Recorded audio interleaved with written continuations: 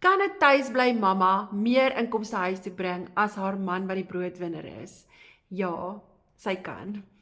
Ramona Els het R75.222 huis toe gevat vir April. Julle, ek het haar eers nie geglo nie, maar hier is haar getuienis vir julle om op julle tyd deur te lees.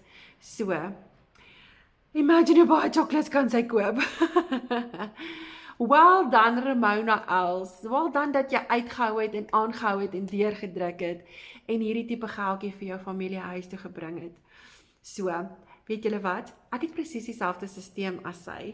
So imagine as ek die deursettingsvermoë het wat Ramona het, dan kan ek ook hierdie tipe geld vir my familie verdien, julle. So as jy meer wil weet van hierdie selfde stelsel wat Ramona gehad het, WhatsApp my, comment, weet, en ek stuur vir jou 'n blueprint waardeur jy kan lees, of ek stuur vir jou 'n gratis Zoom meeting aan wat jy op jou tyd kan deurluister.